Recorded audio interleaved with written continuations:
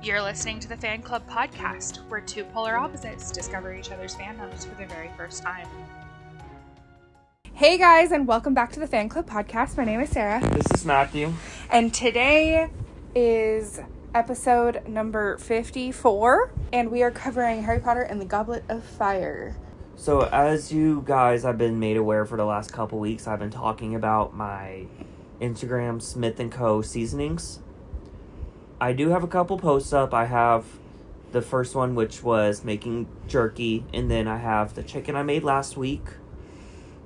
And this week I'm going to do another chicken, but I'm going to do it slightly different. I make homemade pesto, and so I'm going to smoke it with the pesto instead of my normal chicken seasoning, and I'm going to document and take pictures and videos the entire way. And speaking of the seasonings, we will also, because we're coming up on our 1-year anniversary, we'll be putting together a little gift box, little and you'll be care getting package. A set of 3 seasonings, chicken, beef, and pork. Along with a merch, t-shirt and a couple of stickers and a few other things, a little note from us. So we'll have some more details about that in the near future. Editing Sarah here. So as of editing this episode, we have opened up the giveaway. So go to the top link in our link tree, which will be in our bio and in the description of the show notes of the episode. And you can fill out the Google form. Just make sure you are following us on Instagram as well as Matthew's Spice Instagram, which is smithandco.spices. We hope to see all of your entries, and may the odds be ever in your favor. Yes. Which means after today, we will be officially halfway through. Yeah. Technically, yeah. Technically, because there's 8 movies. Yeah. And we're doing part 1 and part 2 separately, even though they're the same book. Uh-huh. It's just because they're separate movies. And there's so much to talk about. It would be and honestly, I think they should have done Goblet of Fire as 2 movies. You could make an argument for the last 4 as like splitting in half. Honestly, no, I don't think 5 and 6 need to be split. 5 is the longest book. Yes, but 4 has the most. 4 is, in my personal opinion, the cornerstone of the series. It's nowhere near my top. It's nowhere near my favorite. But it is the cornerstone. This is where everything changes. Yeah. This is where, for lack of a better phrase, this is where it gets real. Because this is when people realize Voldemort is back. Well, I mean, people don't, realize it until 5. Or this is when Voldemort comes back, but people don't realize until the end of 5. Well, yeah, exactly. And 5, it's super important to 5 because 5 is the aftermath of all of this. The PTSD. Yeah, and I mean, 5 gets all the criticism because Harry's super moody in it, which is fine, but you have to understand this is a 15-year-old boy going through more trauma than anybody ever needs to. But one thing that is better in 5 than 4, the haircuts. I'm sorry. But the haircuts are atrocious in Goblet of Fire. I asked on Instagram god-awful. what you guys wanted us to mention, and somebody mentioned the haircuts. You got to talk about the haircuts. The haircuts are god-awful. So, from what I understand, I don't know if it was in the reunion or a separate interview, but Daniel Radcliffe basically had said something along the lines of, towards the end of Prisoner of Azkaban, all the boys' hair were getting really, really long, and they had a little bit of a break and in between shooting, and they told all the boys, don't cut your hair because we will cut it before we start Goblet of Fire production. We will cut it for you on set. Well, that never happened. That just shows me that the costuming people were lazy. Because the haircuts were atrocious. And I also know that they filmed a lot of scenes out of order. To their credit, though, it was 2005. Okay, but I'm not even talking... That's not even to their credit. That's just... Hey, we're going to do this thing. Oh, we forgot. So the entire movie is... I don't know if it's that they forgot or that they just... the way that Daniel said it, it was that... It just never happened. Yeah, that's he didn't really specify why. Because I know I've read somewhere long time ago that they filmed a lot of the movie out of order. Well, that's how movies are made in general. But they had to keep the long hair the entire movie. But also, like, Dan Radcliffe said in the same interview, that during production, throughout all 10 films, the hair people on set... 8. Whatever. All 8 films, the hair people would give everybody a trim, like, periodically. Yeah. Like, anytime somebody needed a haircut, they would give somebody a trim, because it's, like, continuity. Yeah, but hair gets longer throughout the year. That's the thing. I'm like, okay, everybody's hair is out of control throughout the entire movie. I don't understand. Did they, like, keep everybody's hair? Like, did they give everybody trims, like, periodically to keep it this weird mullety They had thing? to keep it that way. But then, thank goodness that they cut all of their hair. It is a bit jarring from going from Goblet of Fire immediately to Order of the Phoenix that Daniel Radcliffe looks, like, so grown up when you first see him in Order of the Phoenix. Yeah. Because he, like, has almost like a buzz cut in the beginning. Yeah. But, so I've been listening to the audiobook of Goblet of Fire. And obviously I've read the entire series several times, probably 30 times each. Yeah. But Goblet of Fire has never been, like, one of my favorite books. And so it's rarely one that I, like, listen to leisurely. Like, I'm surprised you are just listening to it. Because the 4th one is the first book in which they cut out a large chunk. Yeah. Like, the entire, 2 chapters of the book are just cut out. Well, here's the thing. They took out major plot points, especially with Hermione's character development, but more specific... lack thereof in the movies?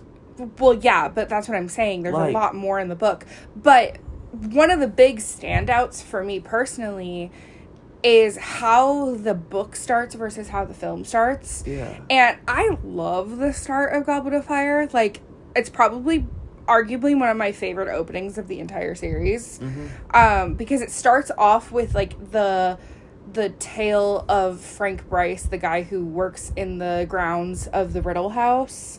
And it's the Riddle's murders from his perspective and from the town's perspective. Mm-hmm. And... Is he the old dude? Yeah. Okay. And the movie does start with him, but it starts with him observing Wormtail and... Fetus Mort and Barty Crouch Jr., which I don't even know if Barty Crouch Jr. is there in the book, if I'm being completely honest with you. He might be, but I don't know if he even really says anything. But I really love... This rivals the 6 opening for me. Which one was 6's opening? 6 opens with Fudge meeting with the Muggle Prime Minister. Mm-hmm.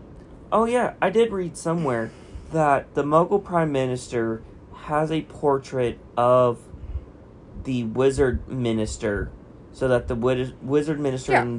So that they can communicate for stuff going on. It's not... So isn't that breaking the statue's secrecy?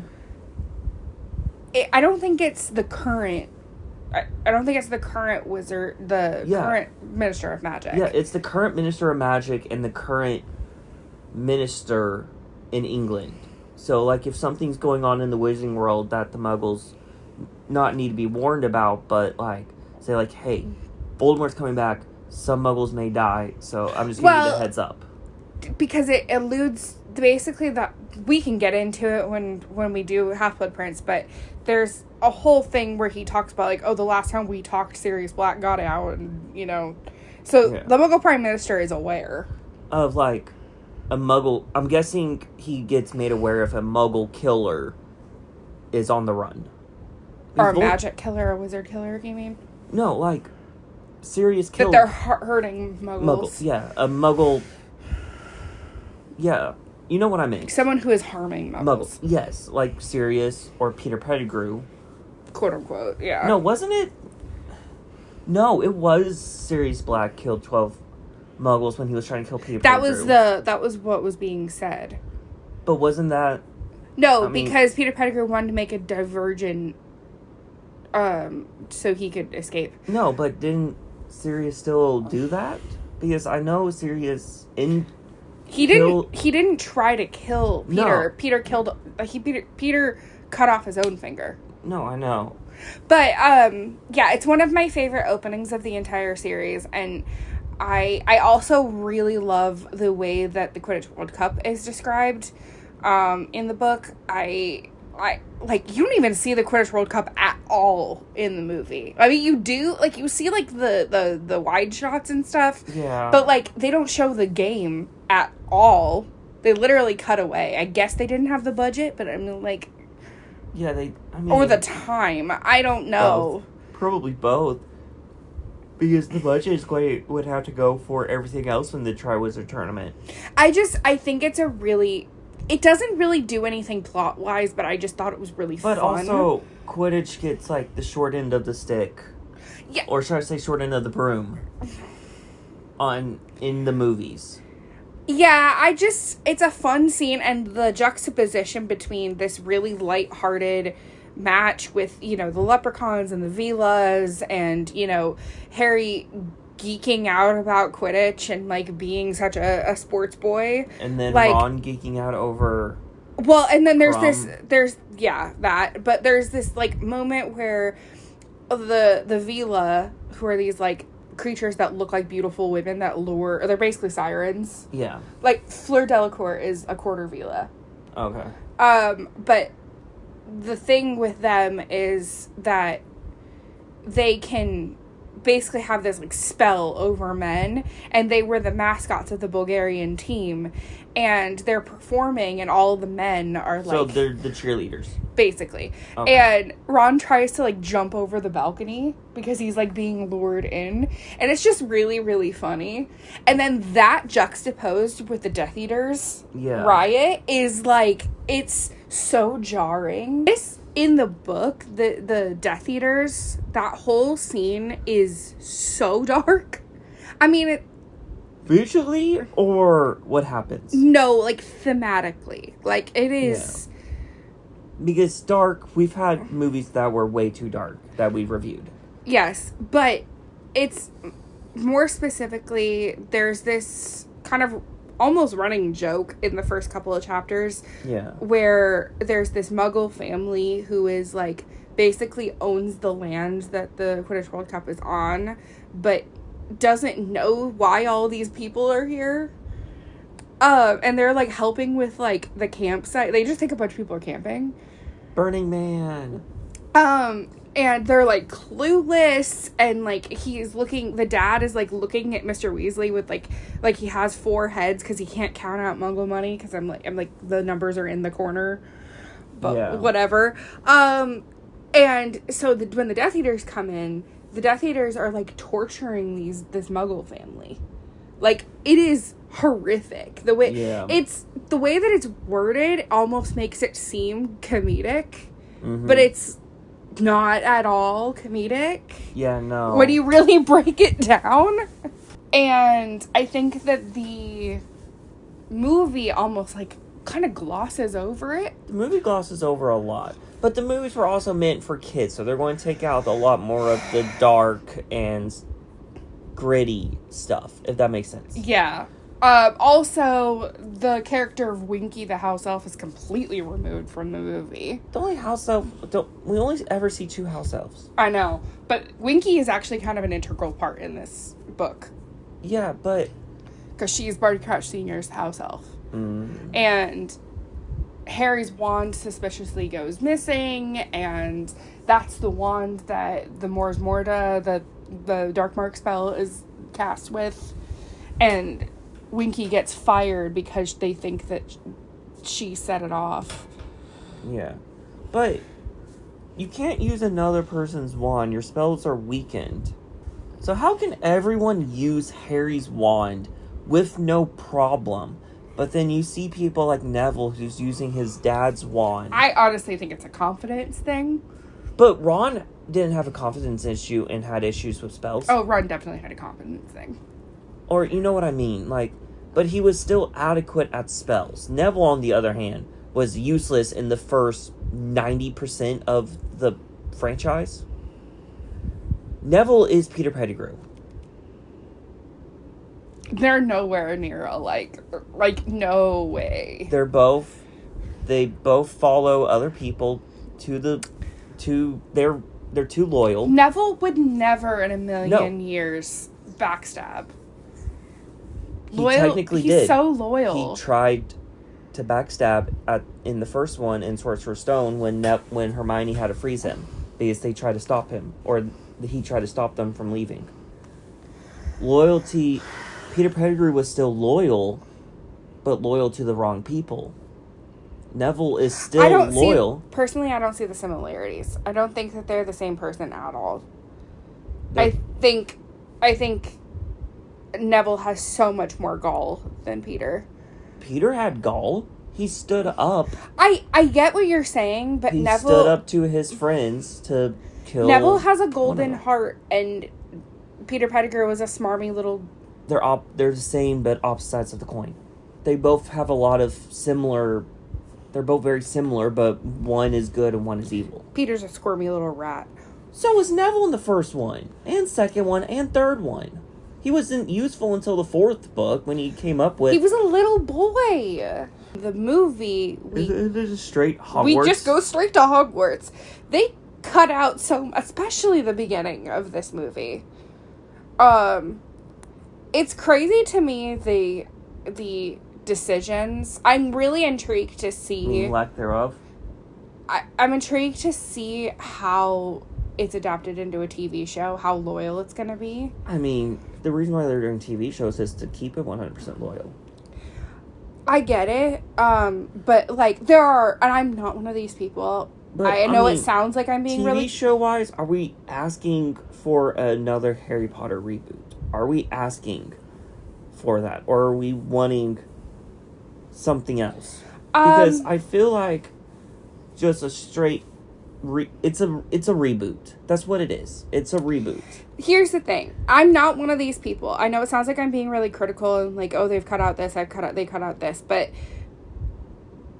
like the fact of the matter is, I still really enjoy these movies. But it's still a long movie. It's a very long. At least it feels really long. I'm not entirely sure on what. There are a lot of people who vehemently hate the movies. Like, they refuse to watch them because they cut out so much. And I just think that that's a little intense. Yeah. Because in my personal opinion, I think that they're separate entities. And there are some incredibly weird decisions. One of which I will get to, because I have a bone to pick. But don't worry. It is the one you're thinking of. I think that despite this franchise cutting out a lot, I still think that they are decent movies. So, Sorcerer's Stone's runtime is 152 minutes. Chamber of Secrets is 161 minutes. Yeah, I think Chamber of Secrets is the longest. Prisoner of Azkaban is 144. Goblet of Fire is 157. So it's the second longest. I think Order of the Phoenix is 138. Half-Blood Prince is 153, so it's the third longest. Okay. That part 1 is 146, and part 2 is 130. So technically, part 2, I think, is the shortest. That doesn't shock me, honestly. Yeah. That movie moves at, like, lightning speed. Yeah, it's the shortest by, 7 minutes. Is that including credits? It doesn't say. It just says the final movie. It just says the runtime. And then Fantastic Beasts went out. We don't talk about those. You guys are desperate to hear us talk about the first Fantastic Beasts is still 2 minutes longer than Deathly Hallows Part 2. If you guys are desperate to cover Fantastic Beasts, the only way I will cover it is if I'm allowed to roast them. I am. Because they are so bad. I am vetoing that. I am pulling out my veto card. I just don't want to have to watch them again. I mean... That's really what it comes down to. I don't want to watch them. And I've seen them. And I don't want to watch that again. So, yeah. 100... I don't even remember what number I just said. Anyway, it's the third longest behind Chamber of Secrets, and... Which is surprising. It's halfway because that was...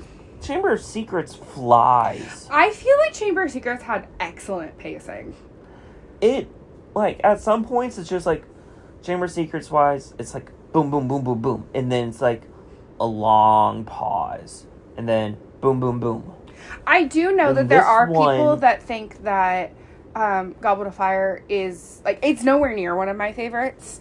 I think the things that are missing in it bug me enough. And the differences bug me more in this. So just be a slight nuisance. Yeah, it's this and Half-Blood Prince that bug me. I like Half-Blood Prince if I don't think about the book at all. Yeah. But if I, like, even slightly think about the book, it makes me mad. Not the book, the movie. Yeah. I just want to make that clear. She loves the half-price books. Yeah, she loves... Is that a national thing? If you don't so. know what a half-price books is, it's like a used bookstore. It's the Books A Million. It's just a used bookstore where you can get comic books, movies. So they go straight to Hogwarts, and then we are kind of immediately thrown, at least in the movie, into the Triwizard Tournament. Like, we get introduced to Durmstrang and Beauxbatons, which in the book are both co-ed schools. In the movie, for some reason, Beauxbatons is all girls, and they're like... trying to make them seem like all the girls are Velas, which they're not. Yeah. Because, and, like, Fleur and Gabrielle, her little sister, aren't even full Vela. They're only quarter. Yeah. And, let alone, we don't know anything about the other Beauxbatons girls. Yeah. And then Durmstrang are just doing these, like, weird parkour gymnastics moves with fire. Seems like they're Russian. I mean, what's the last name? Dumbledore says our friends from the north. They're in Scotland. North. That really only leaves Iceland. Could be from Iceland. But, like, he plays for Bulgaria. Did they just, like, did the scriptwriters, like, not pay attention to geography? Or is he from Bulgaria and just goes to a school in Iceland? Maybe. But friends to the north... I mean, could also be the North Ice Cap. But, like, their headmaster's name is Igor Karkaroff. Which is Russian. Or, like, very Eastern European, at least. Yeah. Like... But north of them could be... Because, okay... So, Hogwarts is in Scotland? Yes. Okay. But it's... Okay, so Hogwarts serves the UK, right? Yes. And Ilvermorny serves North America. Okay, I'm just gonna take out the our friends to the north line, because who knows what they were thinking when they wrote that. I mean, it didn't seem like they were thinking a lot during this movie. Or if Michael Gambon just made it up, because I wouldn't be shocked, I mean, you honestly. also never read the book, so... would you be surprised? I wouldn't be surprised if he just pulled that out of thin air. Yeah. So I'm just gonna take that out of the equation. And say... Russia, Ukraine... Say it's, like, just, like, the Eastern European school. Yeah. Which would make sense. Because isn't there only, like... So maybe Beauxbaton serves, like, Spain, France, Germany, Portugal, like... No, but all of the... Western Europe? But all of the students were speaking French. The students that we speak to. We only really speak to Fleur. No, but, like, in the movie, Harry and Ron overhear a lot of, like, conversations, and they all seem like they're in French. So it might just be, like, the France school. France is not that big. Neither is UK! This is true. Maybe each country has a magic school? I mean, I'm inclined to think that there are more magic schools than we know about, or at least that... At least that you know who told us about. There is a Key and Peele sketch making fun of magic schools, and the number that they had in theirs was like 144. I do Which would make sense if there's one in each, like, country. Or at least, like general geographical area. Yeah. Because I know that, I think there's, like, 2 or 3 in, like, China, like, one in China, one in Japan, and then one for the rest of Asia, and then... Yeah, I think that the... And then I think there's a couple in South America, there's a couple in North America. Well, because the North American one is in... Is it Massachusetts? I thought it was New York. For some reason, I thought it was Canada at first, but I'm pretty sure it's Massachusetts. I thought New York for Livermore. Ilvermorny. I thought it was New York. Have you ever taken the Ilvermorny house quiz? No. I think... What am I? I think I'm a horned serpent. I've only done... They don't have correlations to Hogwarts houses, so, like, like, it seems on the surface that, like, oh, this is clearly a Hufflepuff correlation, but it's not. Yeah. I don't know. But I wonder how the other schools work structurally as far as, like, do they do houses? Do they... More than likely, they all do. Dumbledore introduces the Goblet of Fire. We get this very weird speech by Barty Crouch Sr., who... I don't know why the actor is, like, using his hand. I don't know if anyone's ever paid attention to, like, the way that he moves his hands throughout the scene. Like, when he's talking about, like, no student under the age of 17. Yeah. But yeah, so we get introduced to Mad-Eye Moody. We learn that he is an Auror, which is a dark wizard catcher. And, like, I don't know what they were thinking with these weird lightning cues when he's introduced. Why, like, was he... I don't remember him being late in the book. Actually, when we are recording this, I've only gotten to, like, the part where they, like, just got to Hogwarts. Yeah. So, because I'm only listening to it while I go to sleep. Yeah. So, I don't remember if he's late to the ceremony. But, I mean... And I just think that the cinematography in this scene is very weird. Yeah. The way that they, like, use you're presumably looking through Mad-Eye's eye, and it's, like, the weird, like, robotic sounds, and the lightning cues, and the like, I get it, we want to have an air of mystery around this character, especially given, like, who he actually is. Yeah. But it's just bizarre. Yeah, so we get introduced to the concept of the Goblet of Fire, and that they're going to have the Triwizard Tournament, and... Oh, I completely forgot to mention Cedric, by the way. We get introduced to Cedric Diggory, played by Edward Cullen himself. Yeah. I need to say this right now. And Batman. Yeah, I guess, and Batman. I need to say this right now. I've never been a Twilight fan. When it was popular, it was very popular to be like the Harry Potter fans versus the Twilight fans, and everybody knows what camp I was in. And I just never got around to reading or watching it. Because by the time it, like, was cool to like both, I just didn't care.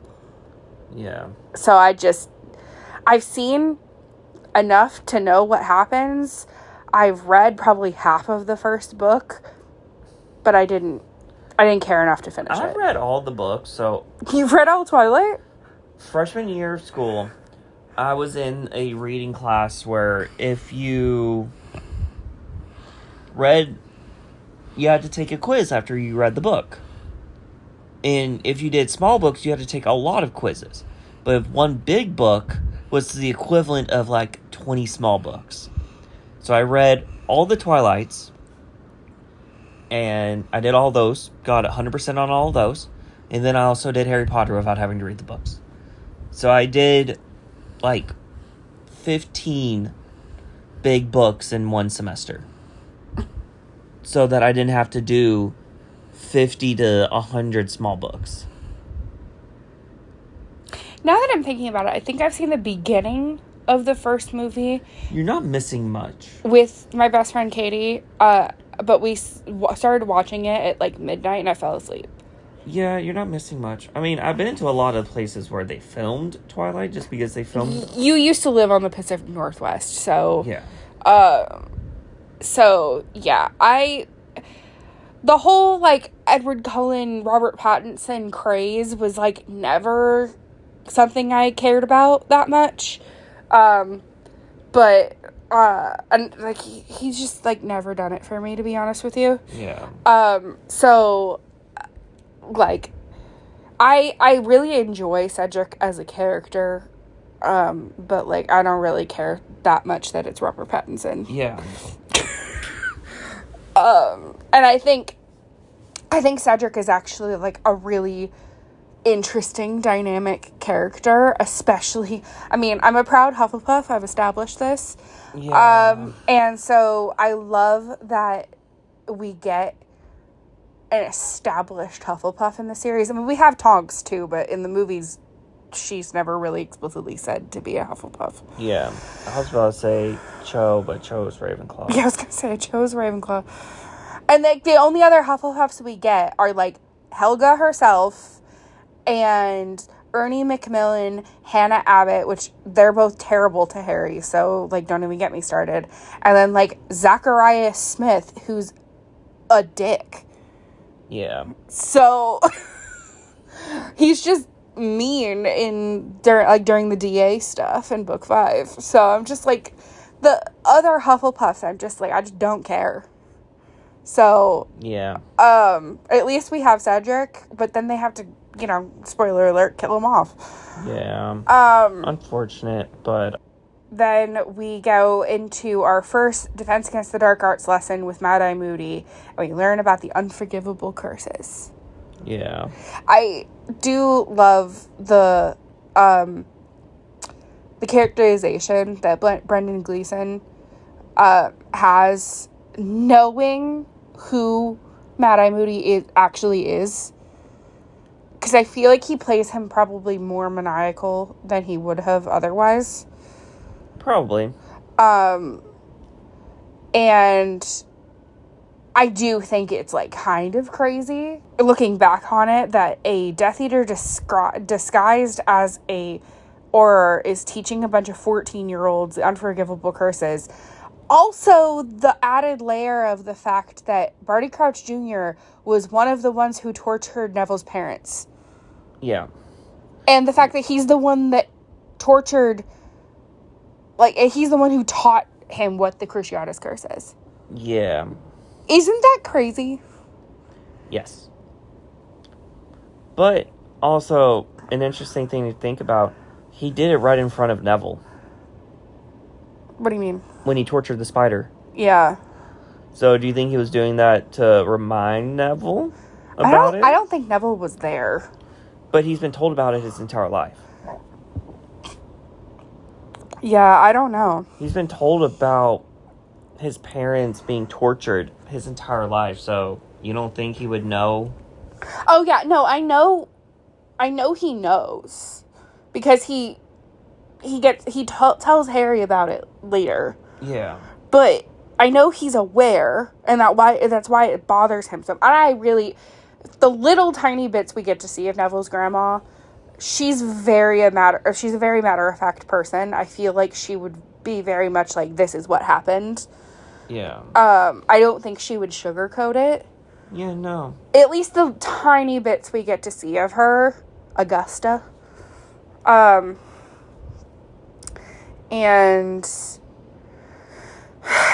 yeah, it is, this scene is such a cornerstone, I think, of the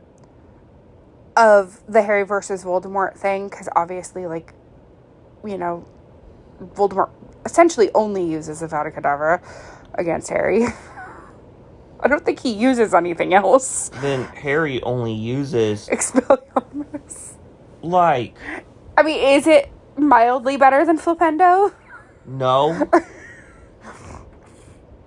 Like... At least use Stupefy, my Harry dude. uses... Expelliarmus is to disarm. And he never disarms anyone. Harry is awful at magic. I'm just saying. Somebody pointed out, I don't remember who, it was a long time ago, but somebody pointed out on YouTube that in the first film, specifically the film, Harry does not use a single spell once. No. I mean, I think with Guardian Leviosa. No, you don't see Harry doing it. You only see Hermione doing it. And then you see Ron doing it. You never see Harry do a spell in the first entire movie. Which, just... Or the second one. Yeah, Harry doesn't do a lot of magic, to be honest with you. For being the chosen one, he's pretty useless. He's really good on impulse. Is he, though? I don't know. Because, I'm sorry. He's good at adapting, I'll tell you that much. With Chamber of Secrets, okay? If you had a Basilisk Fang or a sword... Right? Which one would you grab? Wouldn't you get the sword? Also, why is your first thought to stab a book? Because Harry's stupid. No, okay, my whole thing with this, okay. We are so off track. Guys and gals and anyone listening, Sarah and I have been having this debate for like a week and a half now. The Sword of Gryffindor can imbue itself with whatever magical properties it attacks. So are you still on this? Yes. Yes. So, it got the ability with the Basilisk Fang to kill Horcruxes, right? Right? Sure. So, if Harry used the sword to kill a Horcrux, would that make the sword a Horcrux? Because it would be imbued with the dark magic that is made in a Horcrux. Or made by a Horcrux. Okay, moving on. No! No! There's not even a Horcrux in this movie that we're talking about. Harry! Am I wrong? Am I wrong? I guess Nagini's in it, too. Yes, so two. Two! That we didn't know what Horcruxes, but still counts. No, but in all seriousness, the Sword of Gryffindor is made of goblin steel. Goblin metal. I don't know if it's steel, but... Most swords are made out of steel. I'm guessing. You watch too much Forge and Fire. Yes. So, goblin metal. We'll just say that. Goblin metal, and so goblin metal... Are you really a dad if you don't watch Forged and Fire and do a lot of barbecuing? Yeah.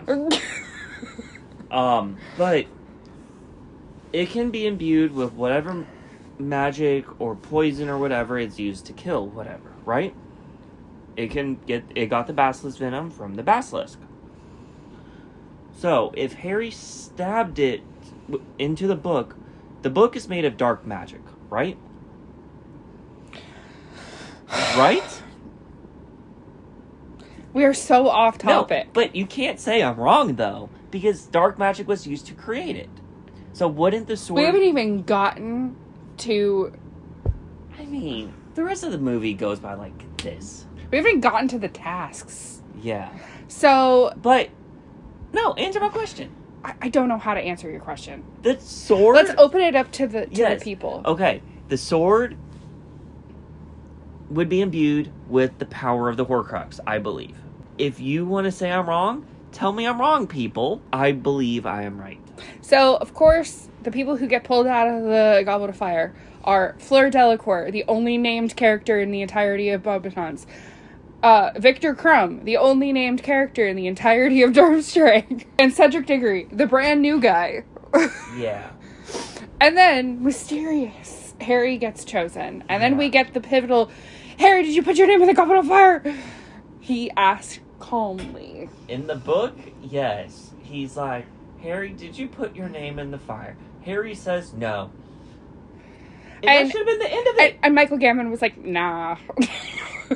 Like, I'm not going to do that, though. I mean, kind of like we said earlier, he never read the books. Or he refused to read the books. So... I really don't know if that was an acting choice or if that was a directorial choice. Either way, it was a bad one. Yeah. And... Not a good choice. Like... I said it before and I'll say it again. Dumbledore is supposed to be this, like, soft-spoken, twinkly, gentle man. And Michael Gambon is not that. Yeah. He's anything but that. He has his moments where he's like, 3 turns should do it. Good luck. Like, he has his moments. Yeah. But... Some. Not a lot. But, like, it's... I know anybody with any semblance of knowledge on Harry Potter just knows that this specific scene has been roasted to bits 800 bajillion thousand times. But it really is, like, the bone to pick in the entire series. I just think that it's such a bizarre character choice. Yes, because Dumbledore's supposed to be this flowy, like, being. Well, also, he's not supposed to be angry at Harry, because Dumbledore kind of is a little bit all-knowing in some senses, that he knows Harry well enough to know that Harry wouldn't do this on purpose. Yeah. And he already had people out to get him. Harry was never in a million years out for eternal glory. He never wanted it. And the fact that I think that Dumbledore being angry at him almost rewrites that relationship a bit, because Dumbledore is supposed to be Harry's, like, confidant. Yeah. He's supposed to understand Harry on a level that other folks don't. But my real, like, my real issue with this scene, other than that specific line, is and it's in the book too, obviously, but I don't understand how they, like, I understand that the goblet constitutes a binding magical contract, but it clearly states that no student under the age of 17 can participate. Yes. So how are we going to legally let a 14-year-old boy compete, who uses one single freaking spell, too? Yeah. I guess we can give him Expecto Patronum. He does not have the skill set necessary. Or the intelligence. He does, because he solves it, but not without help. And the fact that Barty Crouch Jr. is just like, well, the law says this, but, like, I will never understand. I get that there wouldn't be a plot. Yeah. But it boggles my mind. And, like, I don't understand how, like, I swear if Harry had parents, they would be, like, having a conniption. Would they, though? I mean, James would probably be like, yeah, that's my boy. Yeah.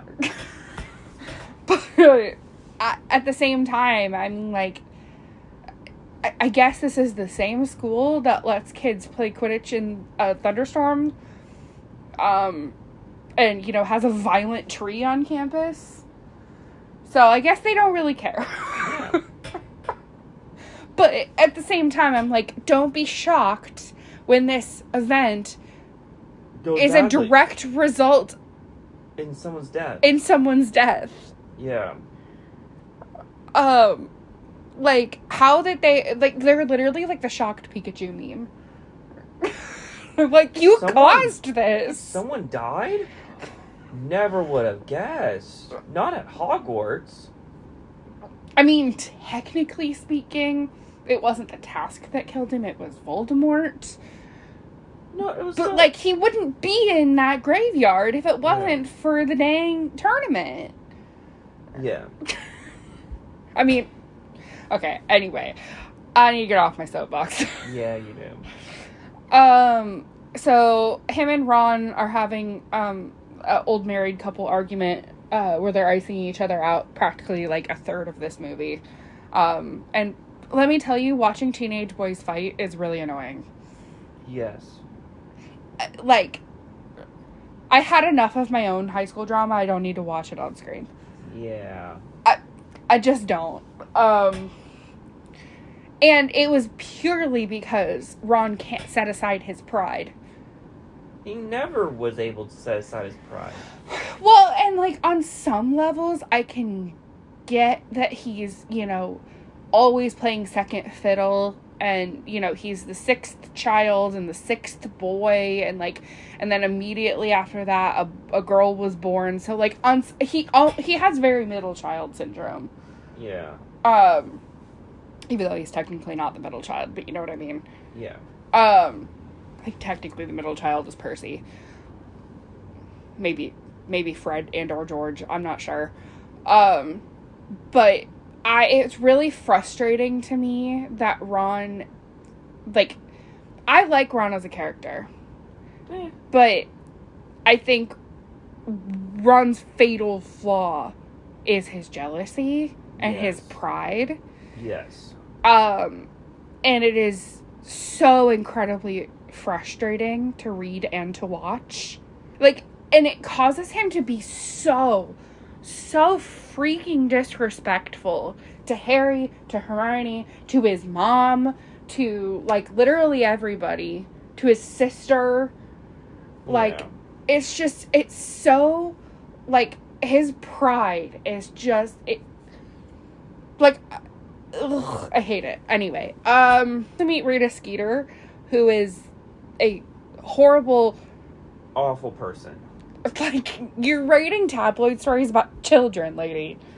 Do you want to talk about your fan theory about Rita Skeeter? This fan theory's been going around for a while now, where J.K. Rowling is Rita Skeeter. I don't like this theory that much. But it makes sense. Rita Skeeter, after this point, was constantly interjecting herself into the story, where it's an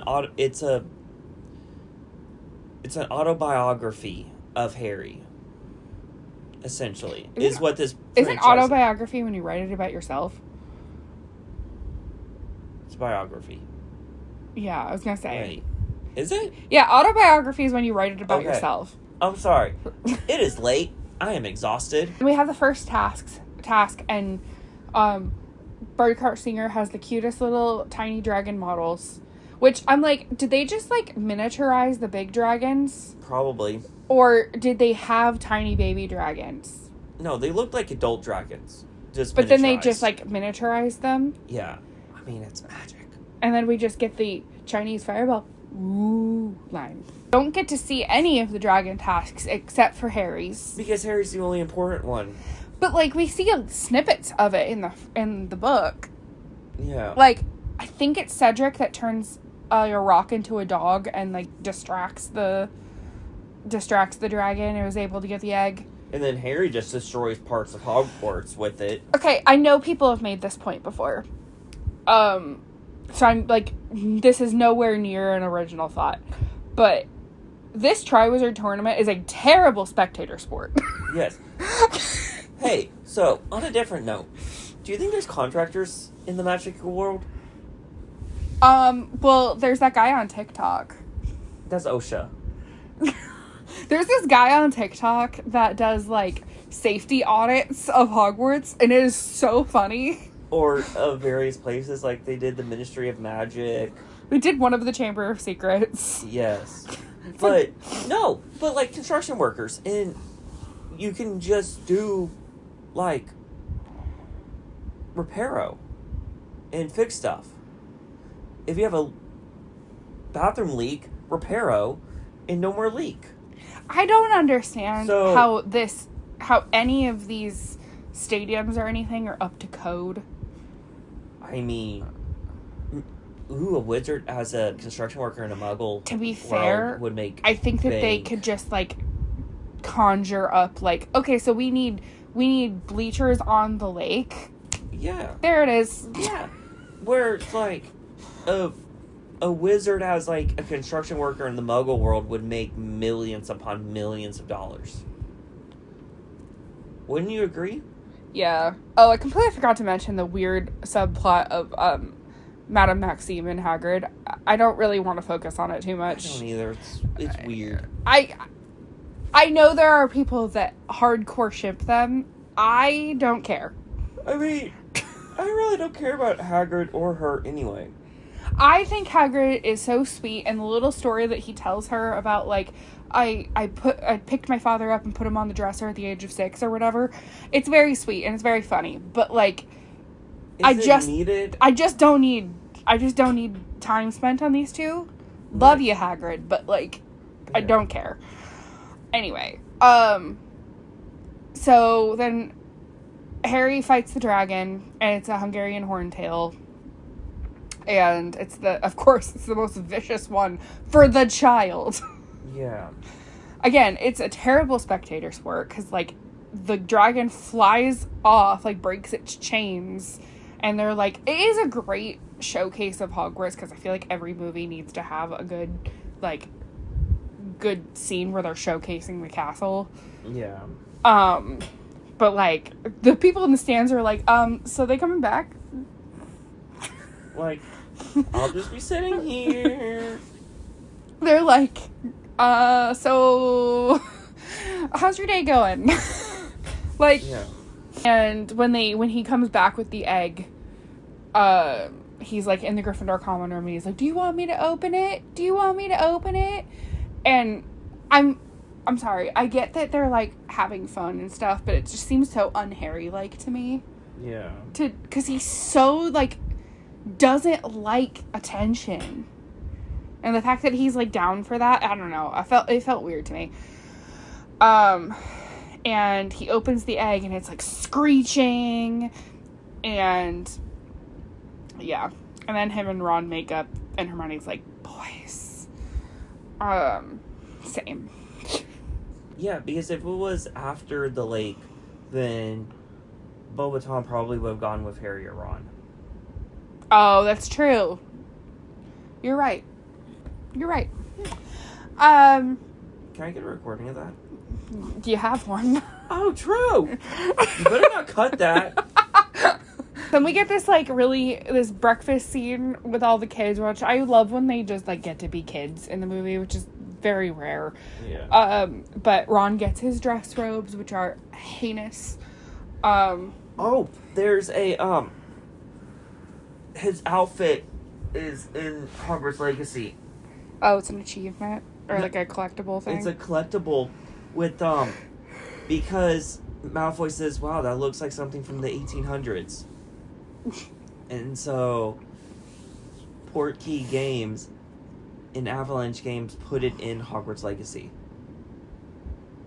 And it says, looks like something that someone would wear in the 1800s.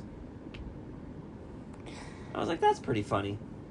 That's pretty clever. I love Ginny's, like, I'm not wearing that, it's ghastly. And we get the iconic scene of McGonagall teaching them to dance, which, does every head of house do this? In which case, I need Snape's lesson. Oh my gosh, yes.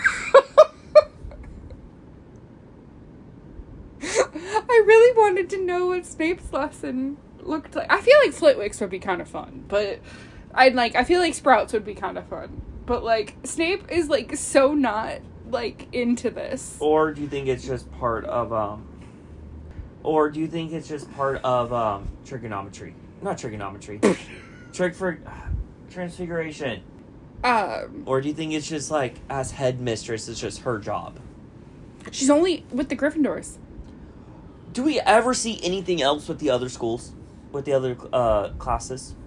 Like, or houses, I mean. Do we ever see anything with the other houses? The Slytherins are with them for potions. In the books, they're with all the other people.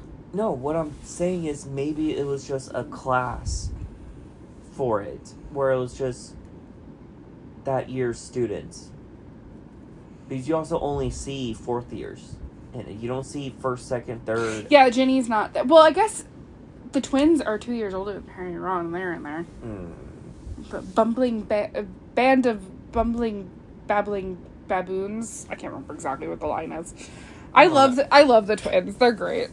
The twins are the best. And we get Maggie Smith and Rupert Grint dancing together, which is very sweet. Which is really funny. Because he's weirded out. But wouldn't you be if your old teacher asked you to ballroom dance? I don't think he was I think it was not asked. I think it's more a voluntold. Then we get the Yule Wall, and Hermione has her, like, ugly duckling into a swan moment, which I don't think she needed, but, you know, because it's Emma Watson. And then Ron is still just being a massive... He's so mean! Yeah. He's so mean. Like, honestly, from this moment alone, I can see why some people are super anti-Ron Hermione together. Like, I personally, like, see both of their character growth, but, like, he is so mean to her. He's mean to her the entire franchise until the end. All because she went to a dance with Victor Crumb. Like, he is so cruel. And I'm like, why didn't you ask her first? Oh, because your pride got in the way. Pretty much. I love this Yule Wall scene, by the way, because we have, like, Filch, like, ballroom dancing with his cat, and, I don't know, I really love, like, all the dresses, with an exception of the Patel twins. I wish, of all of the beautiful, like, traditional Indian outfits that they could have put them in, they put them in that. Yeah. I just, like, traditional Indian formal wear is so intricate and beautiful, and they could have done so much with it. And on that same note, they put Cho in, I don't know the technical name for it, but they put Cho in a very, like, traditional Chinese outfit. Yeah. Which felt weird. Didn't love that. But, like, I love, like, the big group dancing number. We saw, like, everybody involved. I loved seeing Daniel Radcliffe, like, dorkly attempting the choreography. He's not a terrible dancer. I mean, he was literally on Broadway. Yeah. I mean, obviously not at this point, but... Yeah. I love the set dressing. And after that, we get... there's a scene of Harry and Hermione talking on the bridge and talking about how Hermione's not that into Crumb romantically. No, not at all. Like, they're just friends. Yeah. Which, here's my thing. Crumb is at least 17. Yeah. Because he's in the Triwizard Tournament. Hermione is 14. Like, I know 3 years doesn't seem that huge, but at that age... True. That is, like, so weird that he's into her like that. Yeah. Anyway, I digress. And then Cedric comes along and, like, gives Harry, like, a hint to, like, go to the prefect's bath and mull things over in the hot water. And Harry goes to the prefect's bath, and who's there but Moaning Myrtle? Being a big old creep. Like, honestly, I don't even know why Moaning Myrtle is still, like... A character? Yes. Oh, hello, Harry. Oh my gosh. Like... She's so creepy in this scene. She's creepy in everything. Like, I get that she's stunted as, like, a 14, 15-year-old girl, but this is, like, a 36-year-old woman and a 15-year-old boy. Yeah. It's so weird. Like, knowing that fact that Shirley Henderson was well into her 30s when she shot this, it makes for such a bizarre scene. Yeah. And I don't like it. Yeah. From a characterization aspect of things, I get it. She's a ghost that died when she was a teenage girl. But, like, I don't, especially the end of that scene where she's, like, being all, like, cozy up to him. I hate it. Yes. I mean, she's just a weird person. or a weird ghost. Like, the other ghosts aren't creepy. They have their quirks for sure, but it's like not. It's like. But they're not hanging out in multiple different bathrooms. Yeah, I don't know. Moaning Myrtle weirds me out. The only place as a we ever character. see her is in a bathroom. And I can get, like, she stayed in her bathroom. Like, she died there. Like, I could get that. But, like, why does she go? Like, she goes to the other bathrooms. She goes, like, into the lake sometimes. But in the movies, we only see... Personally, I think she's only there for this one specific line where she says, I was circling a block drain the other day. I swear I saw a bit of polyjuice potion. It's the only reason she's in this scene. Yeah. Because who else would have given Harry the information that somebody is making polyjuice? Yeah. Other than maybe Snape, because Snape is the one that says, like, his, the ingredients are stolen. Yeah. But other than that, and Harry doesn't even find that out. Dumbledore does. Yeah. So realistically, I don't think they needed to telegraph that deeply. And so therefore, I don't think Myrtle needed to be here.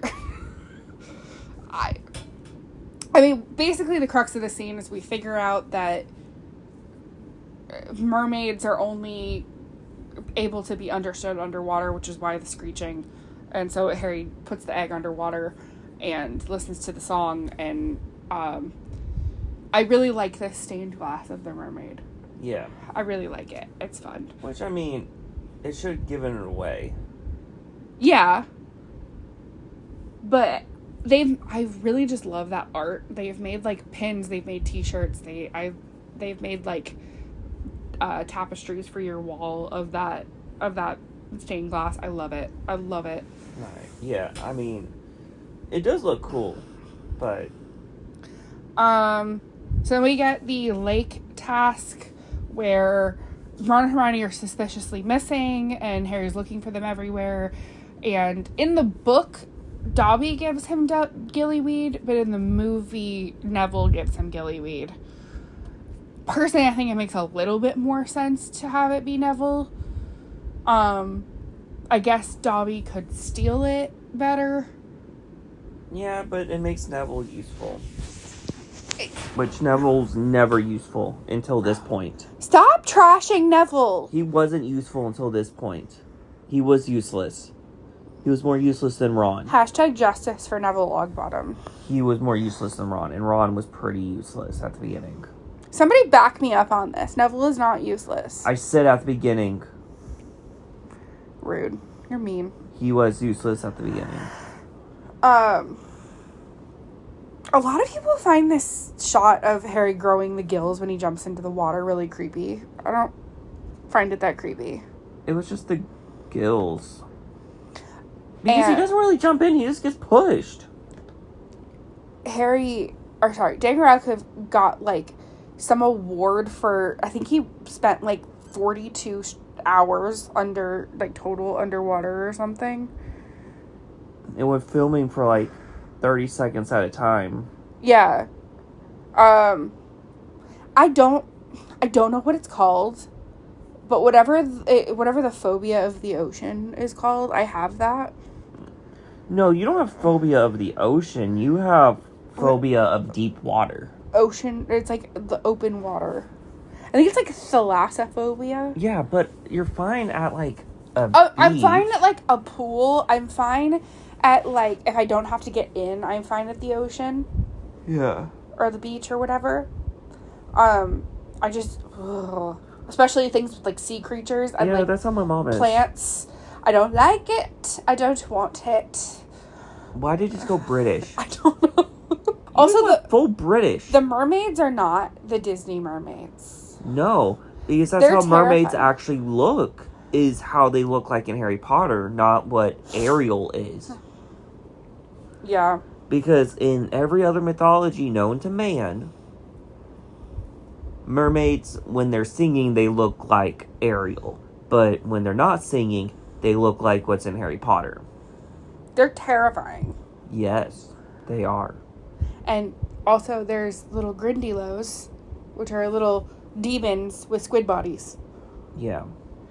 And they attack you. And I'm not entirely sure how Fleur got saved. Harry.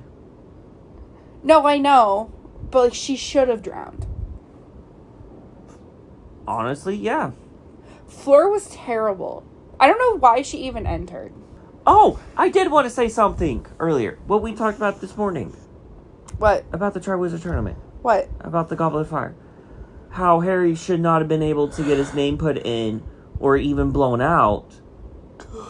Because the Triwizard Tournament is 3 wizards. He got submitted under a 4th school. No, I know. But the Triwizard Tournament has always been 3. So... It's the Quad Wizard Tournament.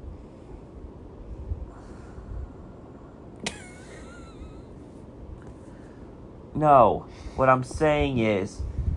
There should be a magical spell to not allow a 4th school to go in it, since it's the Triwizard and there's only ever been 3 schools in it at a time. And yeah, but what's stopping, like, kind of what I said earlier, bullies it's in 7th year putting in a 2nd year. It's the same reasoning I said about the whole, like, why do they even let this child compete? It's because there wouldn't be a plot. No, what I'm saying is also, I know Harry had to get entered because he's the chosen one and has to do everything. Because his name's on the book. It's kind of like the Hunger Games. Where you shouldn't be able to put in someone else's name if it's not you. If it's... But Dumbledore literally asks, did you ask one of the older students to do it for you? And he said no. But it's possible to have someone else put your name in for you.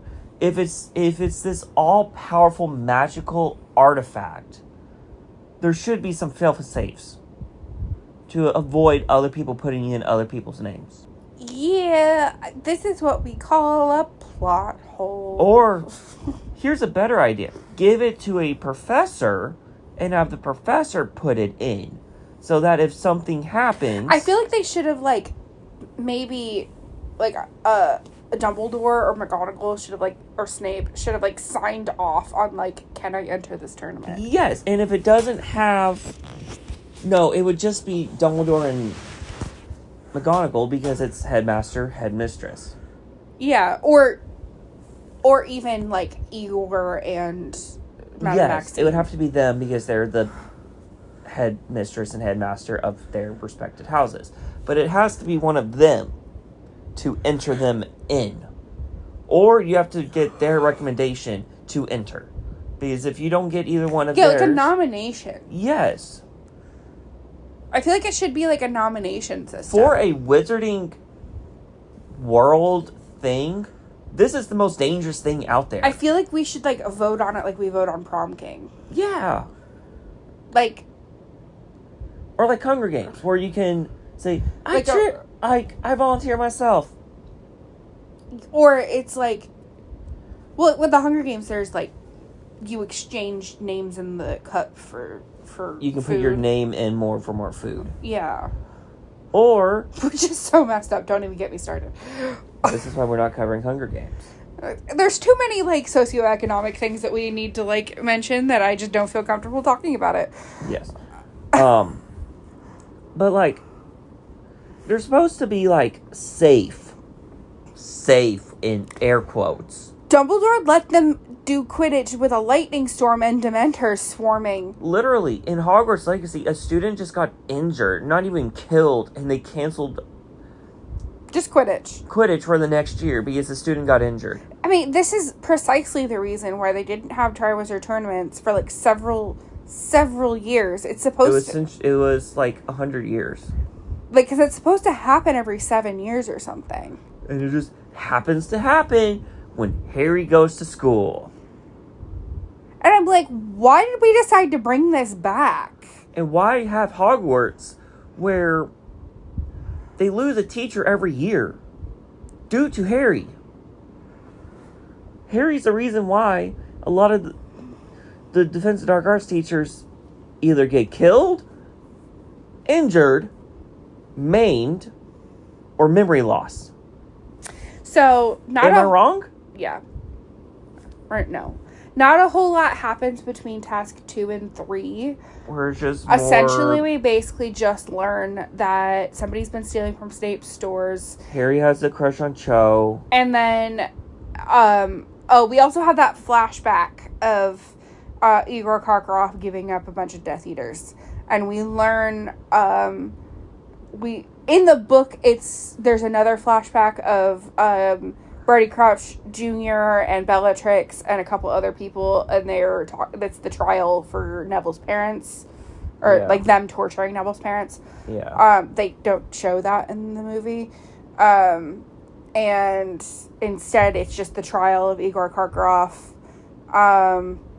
and where he got immunity, pretty much. No, it's that. He's basically listing off a bunch of Death Eaters. We learn... this is the most pivotal piece of information here, is that Snape was a Death Eater, but turned spy for the good guys. Yes. At great personal risk. Mm-hmm. That is the most pivotal piece of information, other than the fact that Barty Crouch Jr. was named as one of Neville's parents' torturers. And Barty Crouch Sr. sent his own son to Azkaban. Yeah. Which, I'm sorry, it's painted in the book as being really cruel that Barty Crouch Sr. did that. But and then his son is literally evil. A murderer.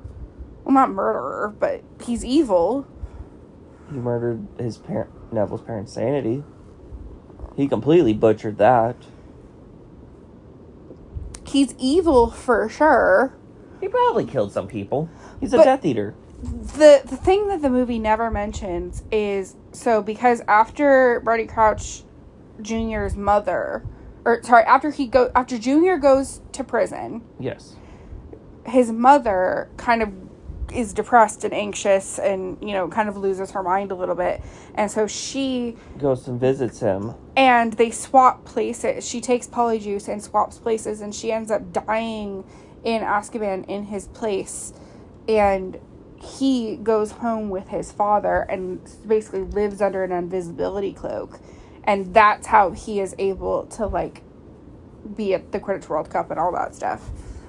And that's Crouch Sr.'s, big secret, the entire story. That he knew his son was alive. Well, no, not even just that. Knew his son was out. Yeah. And didn't tell anyone. And he should have been fired from his post. Oh, absolutely. I'm pretty sure Crouch Sr. is killed right after the second task, if I'm not mistaken. I'm pretty sure, because they're, out in the woods, singing terribly. And Harry stumbles across the body, which I'm like, why is it always Harry? Yeah, Dumbledore needs to be fired also. Honestly, the one and only thing I agree with Lucius Malfoy with is Dumbledore is running that place into the ground. I'm sorry. He is. He is so bad for those kids. Honestly, Dumbledore should have just let Voldemort be a professor. Honestly. Voldemort was evil. Yes. He looked like a snake. Yes. But Voldemort ended up with a huge vendetta against Hogwarts because of it.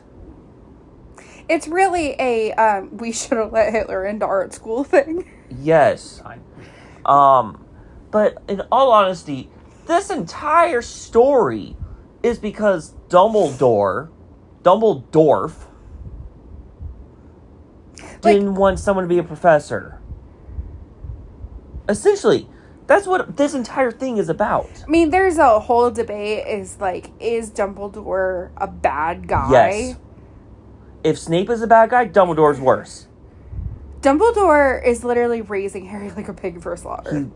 Dumbledore let Harry's parents get killed. He's super manipulative. He let his parents get killed. He let Neville's parents get tortured. He sent him to live with the most abusive people on the planet. All because he didn't want him to grow up with an ego. And I'm like... Have him live with McGonagall. So you wanted him to live under the stairs? Have him live with McGonagall. Dumbledore... If Snape is a bad guy, Dumbledore's worse. It's crazy that Dumbledore is painted as this, like this golden character. This, it's crazy to me. Dumbledore's evil. He is. I wouldn't go as far as to say he's evil. If you say Snape is evil, Dumbledore's evil. I just don't like Snape. You have said Snape is evil. I think Snape is awful. So is Dumbledore. Sure. So I'm not disagreeing. You have said multiple times Snape is evil. I don't think I've ever used the word evil. He's evil. Dumbledore is just as bad as Voldemort. Hear me out. If Dumbledore left Tom Riddle in the orphanage, we would not have Voldemort. He knew he was making the Horcruxes. Yeah, that's the biggest thing. He let multiple parents get killed and tortured. Purely because he wanted to fulfill a prophecy. And he gave Harry to verbally abusive and emotionally abusive. Not even that. Physically, too. Physically abusive. He gave Hermione the Time Turner, which giving Time Turners is illegal in the Wizarding world. To a child. To a child. So she could do more lessons. Yes. He knows everything that goes on and does nothing about it. He let Harry be in the Triwizard Tournament when he was underage. Dumbledore is just as bad as Voldemort. I just think he's negligent and that he doesn't make good decisions. He doesn't make decisions that are for the best of the children. No, he does what makes Hogwarts look good. Honestly, he's like a normal principal. As strict as McGonagall is, she loves those kids. Yes. And she wants them to be safe. Yes. And then Dumbledore is like, don't go to the Forbidden Forest, but if you have the tension, go to the Forbidden Forest. Wink, wink, nudge, nudge, Harry. There's lots of stuff in there. Go explore. You'll find a dead unicorn and you'll find Voldemort. Go have fun. It's we're going to punish you for being at night with Hagrid by being out at night with Hagrid. Yes. And it's like, don't go to the 3rd floor because it's locked. There's secrets in there. Yeah, don't go searching for them. Don't tell people. Just, don't mention it. Yes. Did you ever do corn mazes as a kid? I grew up in the Midwest, so of course I did a corn maze. I've done, I think, 2. The story I tell you about scaring my family, that was in a corn maze. Oh, that's right. You got to tell the story on the pod. So, when I was younger, my mom had this brilliant idea. And I'm not making fun of you, Mom, because I know you're going to be listening to this. You had us watch Children of the Corn, and then took us to a corn maze. Fun fact, the town my brother used to live in was where Children of the Corn was filmed. Yeah. They don't live there anymore, though. So it's fine if I say it. So, my mom, my aunt, and my sister ditched my grandma and I while I was tying my shoe, and we found them, and I scared them because I was running through the corn just waiting to scare them. So, don't have people watch Children of the Corn and then take your young children. Or maybe don't have your young children watch Children of the Corn. Children of the Corn's not scary. I don't know, I've never seen it. It's just, I'm going to show it to you one of these days. No, I'm good. I'm really fine. It's more, it is a horror movie. It is. But it's a weird one. It's funny at some points. Is it campy? I mean, it's a horror movie in the 80s, I think. But don't have people watch a Children of the Corn movie of the umpteen million that there are now, I think there's like 10 in total, then take them to a corn maze. So then they arrive at the last task, and of course, last task, I don't know why I can't say that, and of course, we have to have Cedric's dad reintroduced to the story, because, like, you know, of course. Because Cedric's about to die, so we need need the money shot.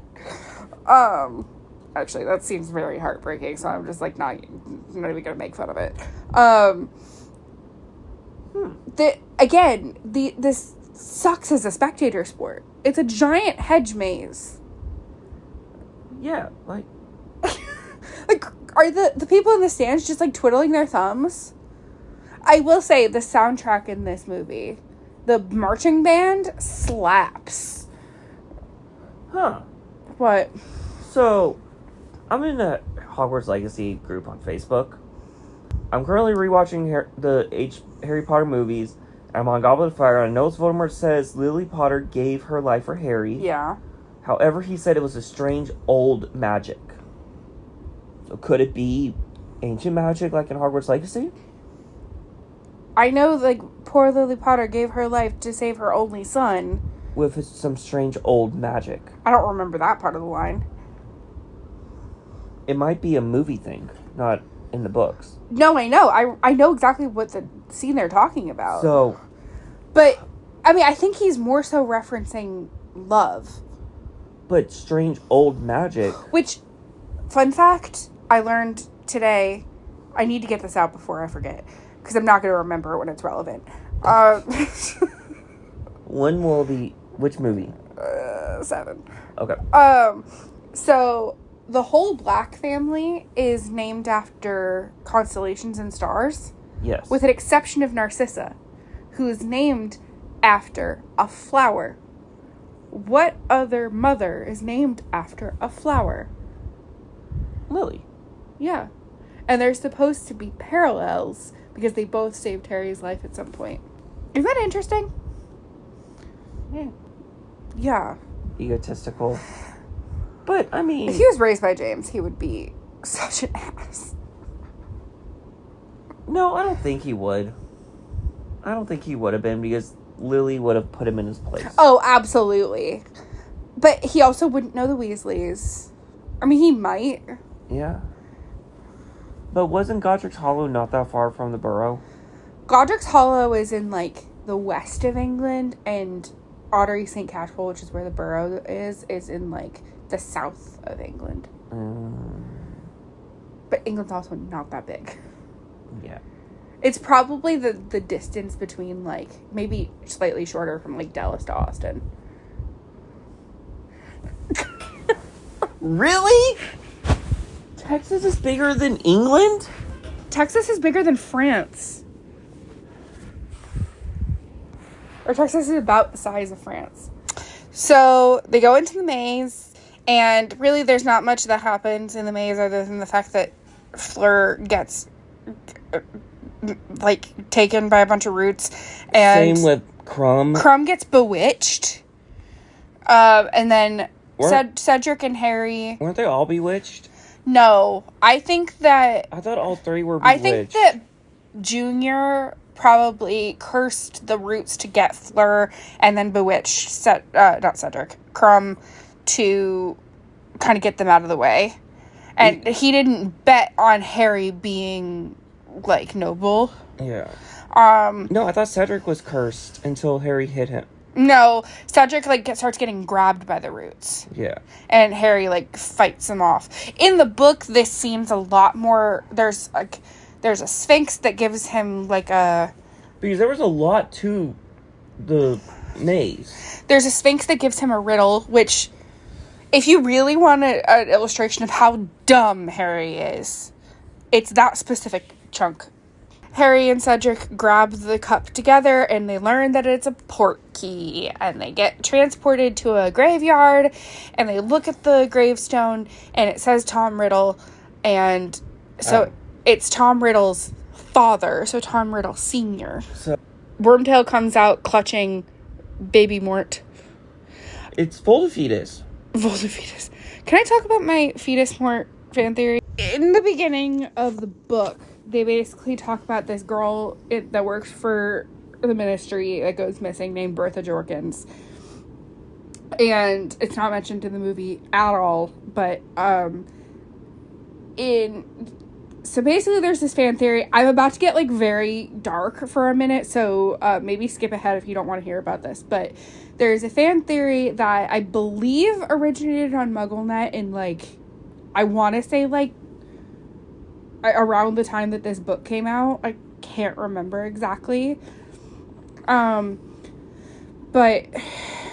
there's a theory that basically goes that Bertha was pregnant and Voldemort needed a rudimentary body, so they basically stole the fetus and transformed it into Voldemort's rudimentary body until they could do the potion to... Yeah. Which is super disturbing. Yeah. But it's the fan theory that I buy into the most. In my personal opinion, I think it's the most, like, there's the most evidence for it. I normally don't, like, mention dark stuff like that on this podcast, but I thought it was something to bring up. Oh. So, in Lego Harry Potter Year 1 through 4, the Sphinx is a statue in the hedge maze, but you have to lure a spider to it still. That's fun. I love Lego games. But Sphinx are normally just kept in Gringotts to protect the more valuable vaults to deter robbers because they would get annoyed by the riddles. And then we get the kill the spare. Yeah. And Cedric dies, which is very unfortunate. Yeah. We do this potion to get Voldemort's body back, and it's basically like blood of the father forcibly given, body of the servant, hand of the servant, flesh yeah. Of the servant willingly given, blood of the enemy forcibly taken. Which I'm like, that seems specific, but whatevs. Yeah. Also, Voldemort has lots of enemies, so did it need to be Harry? I think Harry's just the one true enemy. And then I hate this creepy animation of Voldemort, like, coming out of the... it's so weird. He looks like a raw chicken. I don't like it. And then we meet Ralph Fiennes. And I love Ralph Fiennes. I think he is... I literally cannot imagine any other actor. Yeah. As Voldemort. Why did they decide to make him with no nose, though? I think he didn't have a nose. No, he definitely had a nose in the book, I mean. Not in some of the pictures that are in the illustrated edition. No. He's described as being snake-like. And snakes don't have noses. So maybe... I do know that he had, like, cold blue eyes in the movie, but in the book he had red eyes. Yeah. I don't know. But I do think it's really cool that they, like, they didn't do prosthetics. They, like, digitally removed his nose. Yeah. So it's very jarring to look at, like, behind-the-scenes clips and stuff. And dots all over his face. It's very jarring to see Ralph Fiennes with a nose. And we meet all of the Death Eaters that get called, and Voldemort in the book says something along the lines of, like, my most loyal servant is still at Hogwarts, and he's probably talking about Snape. Yeah. But at the end of the book, it wants you to think that he's talking about Barty Crouch Jr., but I'm pretty sure he's talking about Snape. Yeah, because Snape was the inside to Hogwarts. And then for some reason, I thought we all knew that Lucius Malfoy was a Death Eater, but we get confirmation of it. Yeah. I thought it was pretty obvious from the second we learned about the Death Eaters that Lucius was a Death Eater. Yeah. Like, the man has evil energy. Yeah. And apparently, Lucius basically said after Voldemort fell the first time, Lucius had said that he was imperious the first time. Mm-hmm. That's why he didn't go to jail. Mm-hmm. And we hear a bunch of names that you recognize. So, like, Crabbe and Goyle. Yeah. And McNair, who is the guy who was supposed to kill Buckbeak. You wouldn't know that in the movie, though. But actually, I do think they say his name, to be honest with you. I don't know. But, Voldemort notes that the potion is an old piece of dark magic. Can be inferred that it's been used by other dark wizards who suffered bodily damage or even previous makers of Horcruxes. So Voldemort didn't come up with this potion. It's old dark magic. I wonder if he learned it in the same book he learned about the Horcruxes. Probably. Whatever book that... The Necronomicon. I'm sorry. I think that joke is only funny to us. Do I need to make merch that has the Necronomicon on it? No, because... Listen to our WandaVision episodes if you're lost. Especially the end of it. I think we're the only ones that think it's funny, though. When did Necronomicon come into play? It was when, It was the fourth episode. When Agatha introduces the Darkhold. Fourth episode. Because that was episode 8? 7? I don't remember. I don't either. Necronomicon. Can we just have a running list of all the random stuff I have called things? Take a drink every time Matthew makes a random reference or that I say some weird out-of-pocket Harry Potter quote. You would be drunk after 5 minutes. After 5 minutes of speaking with me, maybe not recorded on the podcast. Anywho's it's then Voldemort and Harry battle. They have Priori and Cantatum, and yeah. So then they go back to the maze because he basically Accios the cup, and he takes Cedric's body back. And this juxtaposition of the marching band music, and then immediately everybody realizes, oh crap. Yeah. And then we get this the my boy. Then you get the Lego. Oh my god. Lego really was out here being like, we're not going to take this sad moment seriously. Yeah. And Dumbledore gives him a, here you go. Here's how you can rebuild him. So apparently, I don't know the actor's name off the top of my head, but the guy who played Cedric's dad, had reportedly lost his actual son. Yeah. Not that far before he filmed Goblet of Fire. And so, that's why it feels so freaking real. Yeah. It is absolutely freaking heartbreaking, this scene. Yeah. I found what the spell's called.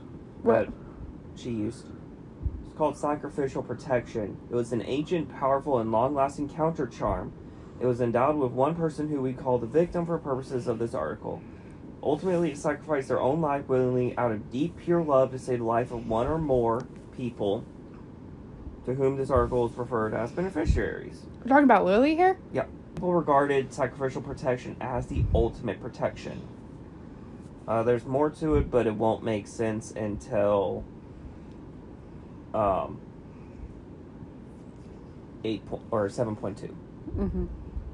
Talking about how Harry survived the curse. The Avada Kedavra. Yeah. So, yeah, I know I yada yada the graveyard scene, but to be honest, there's not a lot there. It's literally just a battle. Yeah. And I don't really have much to say on it. It was just another battle. I love Ralph Fiennes in this role, so I it's fun to watch, but there's really not much to say. But I think what's even more poignant than, or like just as poignant for me as the Amos Diggory wailing over his son, is the Cedric funeral scene. Yeah. Which I'll get to like the moody stuff in a minute, but the Cedric funeral scene is, I love how Voldemort gave the eulogy. How Dumbledore just like is listing off all these traits that Cedric had. I don't know. I love that scene. Yeah. So then Harry gets immediately dragged off by Moody, and we figure out basically that Moody is basically like in the graveyard where there are others, and Harry's like, I didn't say anything about a graveyard. Yeah. Which, did Barty Crouch Jr. know the jig is up? He did at that moment. Or did he just like mess up? I think it was a combo of both. Like, was he ready to reveal himself, or would he have kept the lie going? No, because he was taking Harry back to Voldemort. No, he took him up to like a different room. To put him in that chest. To take him. Because he was acting weird and he was like pushing Harry into the chest, but then the Polyjuice potion ran out. Because he started freaking out. Yeah, which is a very inconvenient time for your Polyjuice potion to wear off. So he was probably going to Crucio him, or Imperio him, to torture him. Or like incapacitate him in some way. Yeah, to take him to Voldemort. Because he wasn't supposed to come back. That's never how I never thought about it. Because he wasn't supposed to come back. He was supposed to die at the graveyard. Well, and Dumbledore knew immediately something was wrong because the real Moody never would have taken Harry away from Voldemort. Oh my god, I don't know why I keep doing this. Dumbledore. Yeah. So we get the Snape and Dumbledore burst in. And McGonagall. Yeah. And they give Barty Crouch the Veritaserum and reveal. Snape pins him to the wall. Dumbledore smells the bottle. It's like, this is where all your Polyjuice potions gone. Yeah. And we learn that it's Barty Crouch Jr., which I don't remember how I thought when I first read or watched this. And because I've watched a couple of reactions and everybody seems to be absolutely shocked out of their mind that this happens. And I physically cannot remember. I don't remember either. It was so long ago. This book came out in 2000. Yeah. We were 6. Yeah. So I think my first one that I owned was 3.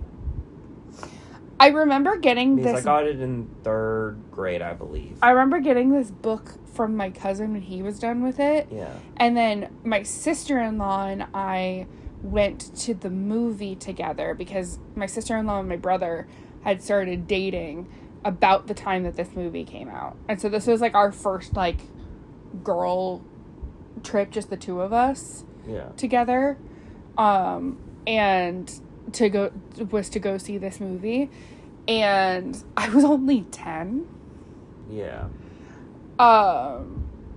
So I don't remember how I felt at this reveal, to be honest. Let me know what you guys thought of this reveal. Were you shocked that it was Barty Crouch Jr.? Like, No, because thinking back with the tongue thing, it made sense. In the movie, yeah. Yeah. In the book, I don't think I ever would have, at least not at that age. I definitely would not have picked it up. Moody would not have taught the curses. No, not at all. Moody would not have taught the curses. But we're thinking about it retrospectively. No, what I'm saying is No, I'm not even thinking about it retrospectively. I'm thinking about, like, if you never read it before today. No, true. Never mind. Because everybody that I've seen watch these movies for the first time on YouTube don't understand how there's still so many people that have never seen Harry Potter. Yeah. Or at least know the big plot points. It's mind-blowing to me, but whatever, I digress. But it's... A lot of people seem to be incredibly shocked by this plot twist. So... But it was also a character that we've never seen before.